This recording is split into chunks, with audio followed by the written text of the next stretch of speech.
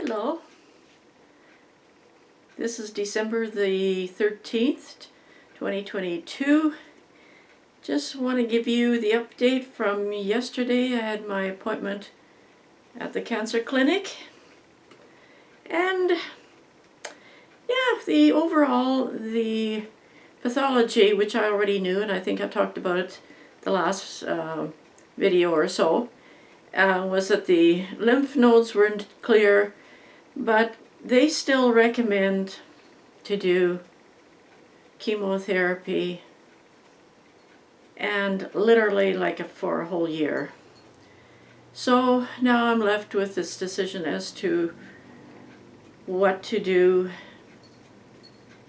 I'm still siding on with the idea that I will choose not to do chemotherapy and just assume that, life, whatever is ahead, will be what it is. I have a couple of weeks to think about it if I choose to, though he recommended that if we wanted to do chemotherapy, to do it within the first 8 to 10 weeks, which would be, it's already 4 weeks now, so we would be going into the middle of January in regards to making a decision. And yeah, 12 weeks of weekly, and then the remainder of the year would be every 3 weeks. And so my whole 2023 would be taken up with going back and forth. And I know what a lot of people experience with chemotherapy is that they just start feeling good, and then they get another treatment, and then they struggle for another 3 weeks and starting to feel good, and then it's back to another treatment. And so this whole, if I'm willing to give up a whole year and to gain what at the end, I don't know. I mean, these drugs are not kind. He says this was the gentlest treatment that they could offer. And so he said, well, if you don't want to do the whole 12 weeks, he said you could do a couple of treatments and then quit that and just do the antibodies. There's 2 different drugs. I can't remember, I have the information in my vehicle, but the antibodies that they give are the ones that you need 17 treatments every 3 weeks. For 3 weeks, 3 weeks apart, 17 treatments, so that's 51 weeks. So from start to finish. And so yeah, that wasn't really something I would choose to do, and I still don't want to do it.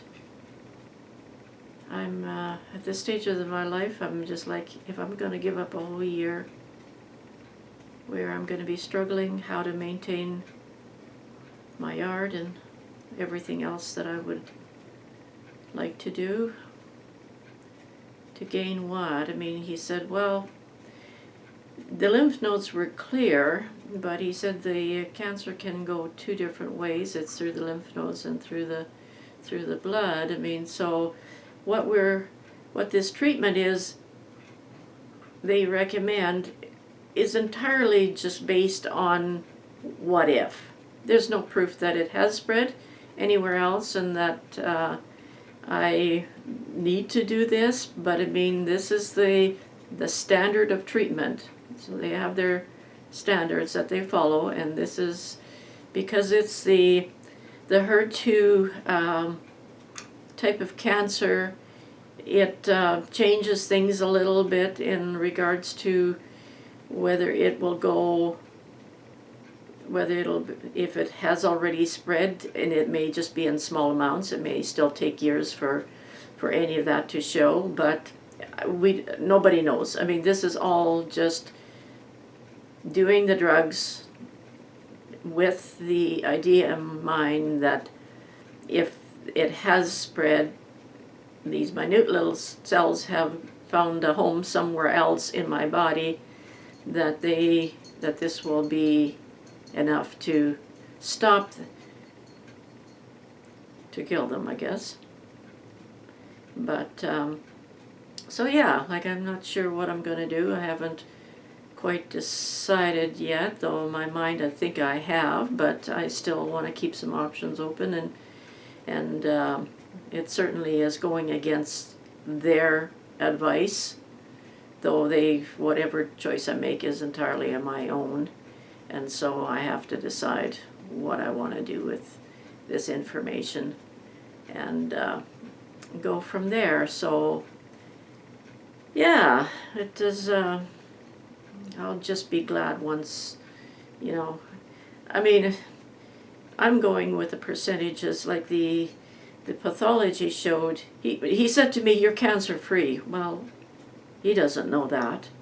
But, I mean, if I'm cancer-free, then why would I continue? Why would I even pursue doing all of these drugs that are potentially poison to your body? But, you know, they still have to follow the protocol. And when I first saw him, and he said, well, it was stage 2, and kind of seemed to use that word guardedly, thinking that perhaps it could be closer to, it'd be 2 to 3 more so, but now he says it's stage 1, so, which is good. I mean, you know, but so we're flipping a little back and forth. I mean, the information is changing, and so I'm hoping whatever choice I make. I mean, I just want to have peace with whatever choice I make, and I am, for the most part. Whatever life hands me, I will deal with it. I mean, and if he says if it metastasizes, well, then that will just be, you know, terminal cancer that eventually will be my fate. But you know, at some point in time, I'm thinking, well, okay, all these drugs, I mean, there's so many side effects. Will you get them all? No, of course not. But there's a lot of side effects that a lot of people do get. I mean, and one of them can be, like, you have the fatigue. So if I'm going to be dragging my butt around 2 inches off the ground for the whole year, well, then that's kind of like a whole, I mean, if it was a month, okay, you could do it, but a whole year of thinking that this is what my life is going to be, I just can't see that as being something I want to do. I mean, and so my whole summer would just be shot. I mean, whatever. And I still have things that I would like to do, and though, of course, I mean, that's all dependent on everything else too. And then the thing is that it sort of compromises you for infections, and because it takes your white blood count down, so to the point where, you know, COVID is still running around, and the flu is still running around, and there's some pretty miserable viruses going around at the moment, and so everything becomes a potential threat, doubled, tripled. I mean, so, you know, if that meant, you know, getting an infection and ending up in a hospital, I mean, the outcome might not be good there either. So you really do end up putting yourself in a lot of ways into a situation that is no better than maybe dying of cancer somewhere down the road that we don't know about yet.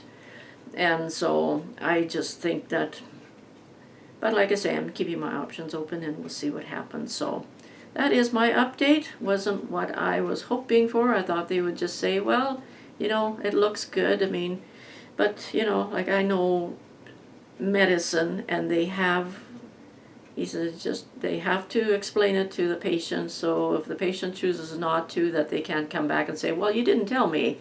And I'm well aware there's risks one way or the other, and I look at the lesser risk of what I want to take. And so that is the update. And as you can see, I'm wearing my Santa's hat.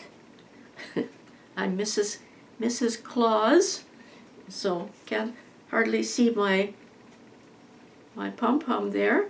So, but anyway, I'm not sure what I'm going to put out for videos, but I may put out a short one just to wish everybody a Merry Christmas, but if I don't, then I hope everybody has a good holiday. It's supposed to get pretty cold towards Christmas, so we'll see what happens, but nobody knows that until it happens, so we won't be fearful of that. So, but anyway, everybody keep safe and keep the puck on the ice, like I say, and we'll talk to you again.